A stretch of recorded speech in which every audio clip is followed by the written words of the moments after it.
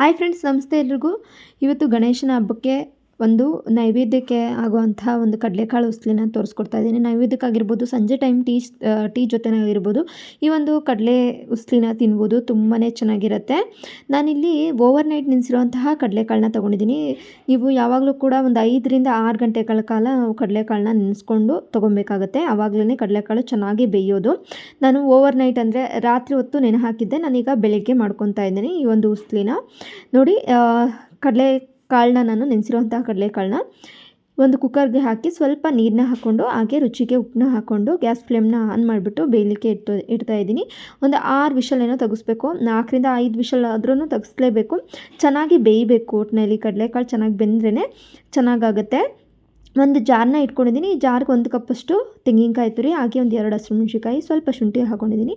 ಹಾಗೆ ಸ್ವಲ್ಪ ಕೊತ್ತಂಬರಿ ಕೂಡ ಹಾಕ್ಕೊಂಡು ಈ ರೀತಿ ತರ್ತರಿಯಾಗಿ ರುಬ್ಕೊತಾ ಇದ್ದೀನಿ. ಜಾಸ್ತಿ ನೈಸಾಗಿ ರುಬ್ಕೊಳೋ ಅವಶ್ಯಕತೆ ಇಲ್ಲ. ಈ ರೀತಿ ತರ್ತರಿಯಾಗಿ ರುಬ್ಕೊಂಡು ಒಂದು ಕಡೆ ಎತ್ತಿಟ್ಕೊಳ್ಳೋಣ.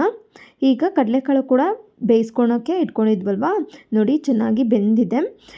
ತೋರಿಸ್ತೀನಿ ನೋಡಿ. ಈ ರೀತಿ ಕಡಲೆಕಾಳನ್ನ ವಿಸಿಕಿದಾಗ ಚೆನ್ನಾಗಿ ಮೆತ್ತಗೆ ಬೆಂದಿರಬೇಕು. ಈ ರೀತಿ ಬೆಂದಿದ್ರೇ ಕಡಲೆಕಾಳು ಉಸ್ಲಿಗೆ ತುಂಬಾ ಚೆನ್ನಾಗಿರುತ್ತೆ. ನೋಡಿ, ಕಡಲೆಕಾಳು ತುಂಬಾ ಚೆನ್ನಾಗಿ ಬೆಂದಿದೆ. ಈಗ ನಾವಿದನ್ನು ಒಂದು ಜರಡಿಯಲ್ಲಿ ನೀರನ್ನ ಸಪ್ರೇಟ್ ಮಾಡ್ಕೊಬೇಕು. ಅದಕ್ಕೋಸ್ಕರ ನೀರನ್ನ ಸೋರ್ಕೊಳೋಕ್ಕೆ ಇಟ್ಕೊಳ್ಳೋಣ. ನೋಡಿ, ಈ ರೀತಿ ಚೆನ್ನಾಗಿ ಮೆತ್ತಗೆ ಬೆಂದಿದ್ರೇ ಉಸ್ಲಿ ತುಂಬಾ ಚೆನ್ನಾಗಿ ಬರುತ್ತೆ. ನೋಡಿ, ನಾನೀಗ ನೀರು ಸೋರ್ಕೊಳೋಕ್ಕೆ ಅಂತೇಳ್ಬಿಟ್ಟು ಹಾಕ್ತಾಯಿದ್ದೀನಿ. ನೀರನ್ನು ಮತ್ತು ಕಡಲೆಕಾಳು ಸಪ್ರೇಟ್ ಮಾಡಿಬಿಟ್ಟು ಈಗ ಎತ್ತಿಟ್ಕೊತಾ ಇದ್ದೀನಿ. ಈಗ ಕಡಲೆಕಾಳು ಉಸ್ಲಿನ ಒಗ್ಗರಣೆ ಮಾಡ್ಕೊಳ್ಳೋಣ. ಒಂದು ಬಾಣಲೆನ ಇಟ್ಕೊಂಡಿದ್ದೀನಿ. ಬಾಣಲಿ ಬಿಸಿ ಆದಮೇಲೆ ಸ್ವಲ್ಪ ಎಣ್ಣೆನೂ ಕೂಡ ಹಾಕ್ಕೊಂಡಿದ್ದೀನಿ. ಎಣ್ಣೆ ಚೆನ್ನಾಗಿ ಬಿಸಿ ಆದಮೇಲೆ ಇದಕ್ಕೆ ಸಾಸಿವೆನೂ ಕೂಡ ಹಾಕ್ಕೊತಾ ಇದ್ದೀನಿ. ಸಾಸಿವೆ ಚೆನ್ನಾಗಿ ಸಿಡಿಬೇಕು. ಅದಾದಮೇಲೆ ಸ್ವಲ್ಪ ಜೀರಿಗೆನ ಹಾಕ್ಕೊಬೇಕು.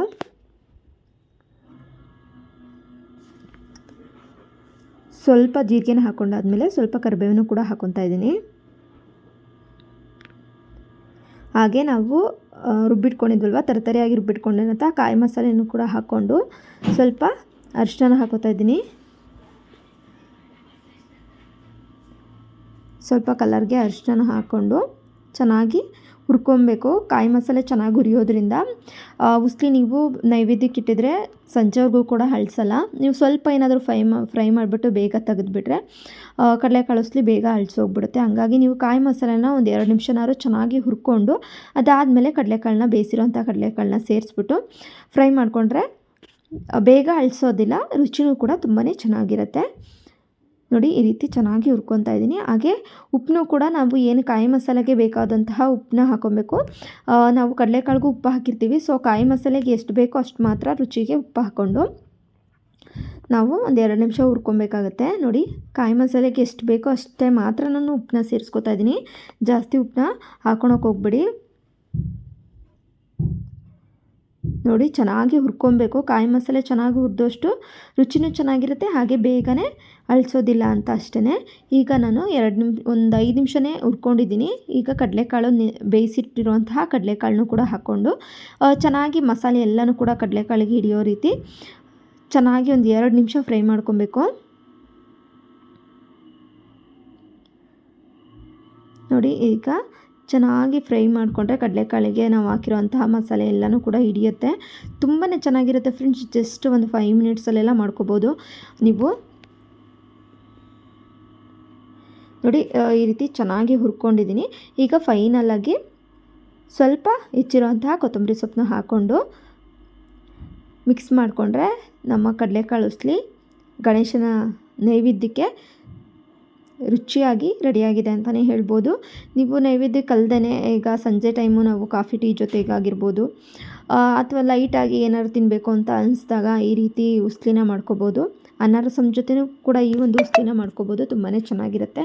ಇದಕ್ಕೆ ಸ್ವಲ್ಪ ಈರುಳ್ಳಿ, ಟೊಮೊಟೊ, ನಿಂಬೆಹಣ್ಣಿನ ರಸ ಎಲ್ಲನೂ ಕೂಡ ಹಾಕ್ಕೊಂಡು ಸರ್ವ್ ಮಾಡ್ಬೋದು. ಅದು ಕೂಡ ತುಂಬಾ ಚೆನ್ನಾಗಿರುತ್ತೆ. ನೋಡಿ, ಇಷ್ಟೇ. ತುಂಬಾ ಈಸಿಯಾಗಿ ಕ್ವಿಕ್ಕಾಗಿ ರೆಡಿಯಾಗಿದೆ. ನಿಮ್ಮೆಲ್ಲರೂ ಕೂಡ ಈ ರೆಸಿಪಿ ಇಷ್ಟ ಆಗಿರುತ್ತೆ ಅಂತ ಅನ್ಕೋತೀನಿ. ಪ್ಲೀಸ್ ಇಷ್ಟ ಆದರೆ ಒಂದು ಲೈಕ್ ಮಾಡೋದನ್ನ ಮರಿಬೇಡಿ. ಹಾಗೆ ನನ್ನ ಚಾನಲ್ಗೆ ಇನ್ನೂ ಸಬ್ಸ್ಕ್ರೈಬ್ ಮಾಡ್ಕೊಂಡೇ ನೋಡ್ತಾ ಇದ್ದೀರಿ ಅಂದರೆ ಪ್ಲೀಸ್ ಸಬ್ಸ್ಕ್ರೈಬ್ ಮಾಡಿಕೊಂಡು ಸಪೋರ್ಟ್ ಮಾಡಿ ಸ್ನೇಹಿತರೆ.